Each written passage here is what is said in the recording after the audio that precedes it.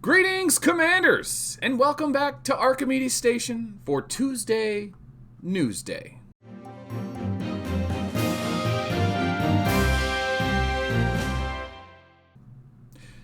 Today we're going to be talking about the Galactic Battle. Season 8 playoffs, round of 32 has begun. Satalia has been gifted. That's all the rage in all the line chats right now. And the Nidhogg event's still going on. So we're going to do some Satalia testing at the end of this video. I just want to say up front, there's still a lot of testing to be done. She's going to play differently in the early, middle, and late game, depending on how far along you are. So that'll be interesting. The Galactic Battle Season 32... Season 8, round of 32 has begun this week. My guild did make it to the top 32. We actually ranked number 3. We're the number 3 seed. Our battle isn't till, I believe, Thursday, but I won't be able to live stream it. I am still off planet, hence the weird setup. Anyway, also the Nidhogg event's going on. I guess we'll open, let's do the playoffs. So, a lot of people don't think that the playoffs rewards are that great, but you've got to remember, like, the peak contest has amazing prizes, but really only the single player who scores high in the peak contest gets it. In the Galactic Battle, you have 88 guild members, something like that, and they all get, number 1 gets 2 Spirit Stones and 60 Geist Stone frags, a bunch of Pure Crystals, Melange, and that gives it out to 80 plus people. So it is really huge. And remember, you can trade Spirit Stones and Geist Stones by attaching them to gear. And so a lot of big guilds might be asking players to gift their Spirit Stones and Geist Stones up. I'm a big player. I am considering giving away my Geist Stones or Spirit Stones if I get any, just because they're better used on bigger accounts. And bottom line is I'm just not that useful in Galactic Battle, and a lot of our big guys spend to get us here. So, if your guild asks you, don't be too put off by it. You got to remember, these Geist Stone frags are essential for your big players to go far. Okay, there's going to be a lot of big matchups. You got to remember, guys, this season we had the migration, which really there was like 80 good guilds. My guild last season, God Chaos, did not make it into the round of 32, and we had 3 tier 12 accounts.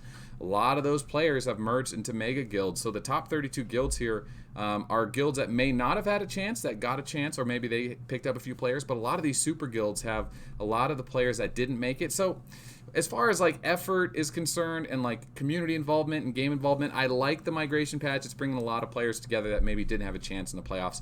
If you want a guild playoff banner like I used to make last season, I'm super busy. I will try to make as many as I can. Just hit me up online. Where you can tell me your guild, the guilds who are playing, and the day and time in Pacific Standard Time so that I can make your guild banner. I'll try to make as many as I can. I definitely am going to do them in the round of 8. I don't know about the round of 32 and 16. So remember, guys, Satalia is all the rage right now, and Deranged 87, I'm probably going to plug him a few times, is a Walker main. He has a YouTube channel. He's going to be going in-depth on Satalia. I'm going to give you guys a preview at the end of this. I'm going to go ahead and just open that mail up, start talking about her now. So this is the gift. Congratulations, you're rank 3 in the Space Championship activity. Please claim your reward. So a few Geist Stone frags, some Pure Crystals, and 9 Satalia tokens. Remember, if you were in the top 80 placing, you may not have made it into the round of 32 to play in the playoffs, but you did get Satalia. So let's take a look. Satalia's race is called the Milky Way Nethers. Ooh, creamy. She has undergone nether training ever since she was a little girl. If you can befriend her, you'll discover she's actually more adorable than angels. Yeah, that doesn't translate too well, but okay. We are getting some Satalia action. All 9 should make her S-class, so let's go ahead and take a look. Let's take Stella, sit down. Okay, we should have an A-class Satalia in here. Did I pass her already? Nope, there she is. Let's do the evolve. 3, 2, 1. What changed? Whoa, all of her stuff got bigger. No, well, not all of her stuff, but all of her weapons got bigger. Well, they're 2 60% skills, which is huge right off the bat. Now, mine are 66 because I have the Dominion Hall on. For the sake of this video, I should probably take that off. There we go. Okay, and we need to activate her. Come on, Satalia. There we go. Okay. So if you look at her base stats, I always like looking at these base stats. She's purely a Walker main. That's why she's like 80 Walker. These are just like kind of like recommendations or how she balances out. But it kind of explains her skills too. Look at 50 attack, 50 defense, 20 assists. So usually that means like an offense skill, a defense skill, and then like some kind of buff skill. So let's see what she has. Life absorb every level up. So 60% trigger, 60% chance to trigger next action. After this attack, recover 1%. Okay, so that is Galileo's heal. So you have to land the hit in order to heal. So spells or gems like Taurus and Leo are going to be great here. Soul Absorb, 60% chance to trigger before next action on this turn. If the target is hit, absorbs target attack bonus until combat ends. Combat attack bonus. What does that mean exactly? Really, that's the big question. Does it mean the target's base troop stats, like Rangers have, let's see, let's go right here. So if you go to troops, does it mean that she's going to steal the bonus from your research? Ooh, that's there we go, got to fix that. Is she going to steal the bonus from your research? Is she going to steal their base attack? Probably not. Is she going to steal just the weapons? Or does she steal research, weapons, Arcall bonuses, any extra bonuses, awaken bonuses? Well, you can't get awaken damage, but does she steal it all? So the question is like, okay, what does that really do? Well, it forces players that are going against Satalia to not use attack weapons. Otherwise, she is going to steal your damage and use it against you. And because she's stealing damage, she can either double stack her own damage or use penetration and stack damage. And then as far as pants are concerned, you know, I'm pretty sure Fearless is always going to be best in slot because she is a balanced commander. She's healing, which is her support skill, and then she's stealing attack, which is her offensive skill. So survival and taking hits and dealing it out, dishing it out, that's kind of the way to play here. I think that's going to work. Galileo's very similar. Remember, Galileo ramps up each turn and he heals. So he's very similar to Galileo in that regard, except her attack bonuses literally are stealing it from her opponents. So I'll talk about her good matchups here in a second. So chess piece should be something like that. That might be a little better. Just for the resistance weekend, because she is going to be going against airships, no doubt about it. Airships are so popular right now. And Valkyrie's fine for now. Remember, if you're a tier 9 account, you're probably going to like Satalia a lot. Tier 12 accounts, maybe even more. The thing is remember, her heal doesn't heal off of tear space. So I don't believe it does. We might have to find that out. It shouldn't. So base damage hits aren't that high in tier 12. So... but they're also more tanky. There's just a lot to unpack here, and I think she's going to play differently at the high levels. But let's talk about the basics of what Satalia is trying to answer. Tier 12 fights are much longer. Now that everyone's using the HP meta, Vega's not as powerful. Vega isn't one-shotting people as often. So if she can start ramping up her damage by stealing it from her opponent, using Leo and Gemini and Taurus to guarantee some hits, and then using that 60% heal, I mean, that's pretty big. To debuff her front row or debuff her opponent's front row and heal herself up, she might be a great toe-to-toe commander. But the real question is what does she answer based off this preliminary testing? Now remember, take this with a grain of salt. We haven't fully tested her out. These skills may do different things than they actually read. Now the developers have gotten much better at that, but they wouldn't introduce a commander that's totally useless to the meta. So she has to be relevant.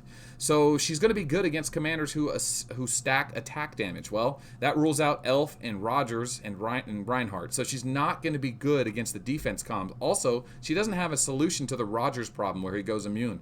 So, okay, who is stacking damage that we can steal it from? Well, Vega, Gilly, Stella, if you're still playing a Stella, Full Metal, and those are the commanders that she'll do good against if they're using damage. Now, if they're using damage, or what is it, penetration, maybe not so well. But either way, she's still going to be stealing a bunch of damage. It's going to help out. But she's going to be great against Full Metal. Hands down, she's going to be great against Full Metal. But everyone's great against Full Metal except for Rogers, Elf, and Reinhardt. So Rogers is the counter to defense comms, and it seems like she's just the counter to the counter.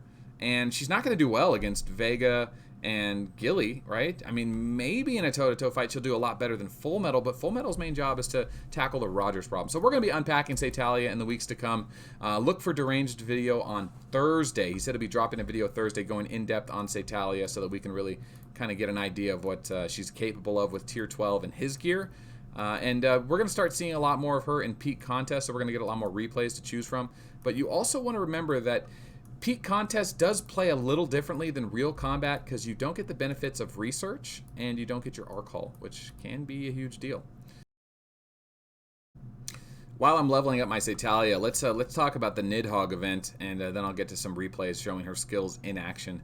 So the Nidhogg event is still going on. We've got 10 days left. It's turning out to be a great event. It's just a lot of stuff to do. It's fun. These titaniums are easy to get, and with 10 days left, we're easily gonna hit the server-wide goal. You got to remember, this Nidhogg event is a global contest, so we all have to participate. All 30 million of us. All 30 million of us. That's why we're celebrating this event.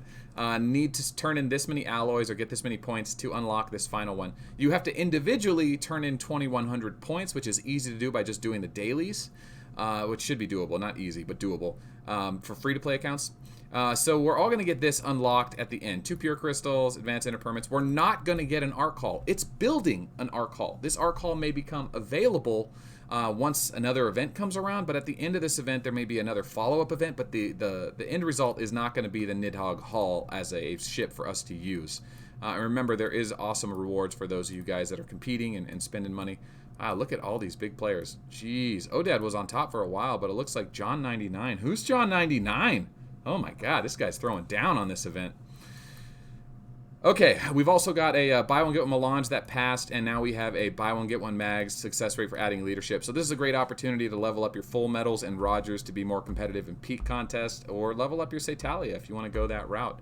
But I just kind of want to throw this out as a warning. Don't overcommit to Satalia. She doesn't have the utility of a one-slot bus commander like Vega, and she doesn't have the defense of a commander like Rogers. And it seems like she's a great counter to counters like Gilly and Full Metal, but they're great commanders on their own, and somewhat, maybe not Gilly, but situational. So she really just feels like a ramped-up Galileo. Anyway, I expect her to be great. I do expect her to do really well, just because why would the devs put her in if not? Okay, so here's the Gilly build I'm going to be using for testing. I leveled my skills up to 20. I'm using my full metal gear with Leo and Taurus. I do want to point out that because she's a balanced commander, Crit Wither might be good. You know, Cassiopeia going immune to debuffs is great, but I don't know how much that's really going to do for her. I mean, really, there's no one that in the meta right now is just like Elf and Stella that really do debuff. So I don't think Cassiopeia is necessary for her, but maybe as your 3rd or 4th gem. Right now, I think Leo and Taurus are the way to go. So let's go ahead and take her out and just get into some ace fights. Hopefully we can find a fair fight that kind of gives us a chance to showcase what she can do. Because one of her skills is interesting. It says it lasts till the end of combat. Alright, what we want to watch for is how much damage is done and how much damage is taken away. So this will be a Leo. I'll probably... No, I won't one-shot him. So I'm going to soul absorb. So I took his damage.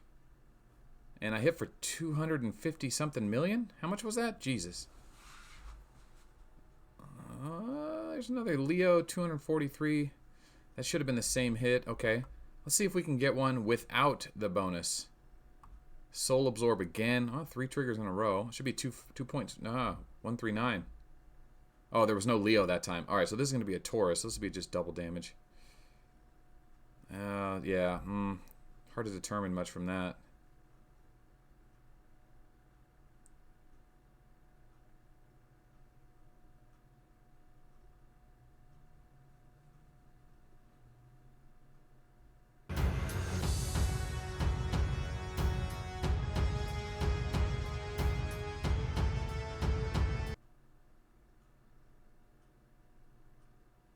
Ha! Whoa! And he came back! He comes back after the plasma bomb. I did not expect that. Okay, that was funny. That was funny. Alright, so, you know, the heal is really strong. And that's no surprise. We kind of expected that. Galileo and Grievous' heal both are very strong. It doesn't seem to scale that well when you go over tier 7. I feel like tier 7 lower units are more glass cannon-y. You get into tier 11 and tier 12, the units are far more tanky. So, you know, that's kind of what I'm going to cover on Satalia. I think, you know, the verdict's still out, but I don't think she is the new answer to everything. I kind of feel like she was supposed to be the answer to everyone switching over to penetration gear, but so few people did. I think we were going to start seeing penetration this season, and then she would have came out next season. But maybe that's going to be the trick, is everyone's figured out the penetration meta. We're going to start seeing it, and then all of a sudden, Satalia is going to show up and take advantage of everyone. wait a minute. No, that doesn't make any sense. No, because people are going to be using penetration, she won't be as good. So maybe it's trying to force everyone into using penetration gear to kind of like give the devs a reason to like nudge us to use the penetration gear they introduced with the Wild Rose and the Dawn Hall. With Satalia out there, it's going to force everyone to kind of go down that path. Because you got to remember, the devs want to keep releasing new content. Damage reduction gear and penetration. Now they're doing a little bit of crit wither. Before that was just like raw attack and then defense gear. So they're constantly trying to, brainstorm up ideas to make the game different and better for us all the time. So I appreciate that. It's nice to have a game that's constantly updating and trying to stay relevant. So we'll see how this develops. Look out for Deranged video on Thursday. You can follow the link in the description below if you want to subscribe to his channel. And yeah, he's an amazing Walker main, a big part of the community. And remember, a lot of these conversations that are happening online. So if you're not a member of the Line community, check the description below. Message me personally. I will invite you into the Line community. Remember, August is Patreon month. We're trying to hit that 95 goal. If we hit 95, I'm sending out a mass mailer of all the Patreon Techman Moonstar signed posters I had commissioned, as well as all the Patreon sign-up goals. So thank you, everyone. And the venue. We have 9 players confirmed for the live stream final. I don't know if it's going to happen, guys. I have a venue locked in. 9 players confirmed. Southern California, September 12th. If you are serious about going, and you absolutely will go, message me online. Let me know you and how many you're bringing, and any maybes that might be going, because I still want to do this thing. We still got time, but there's got to be at least 25 people committed to going. So that's that. All right. I hope to see you guys tomorrow. Yeah, tomorrow.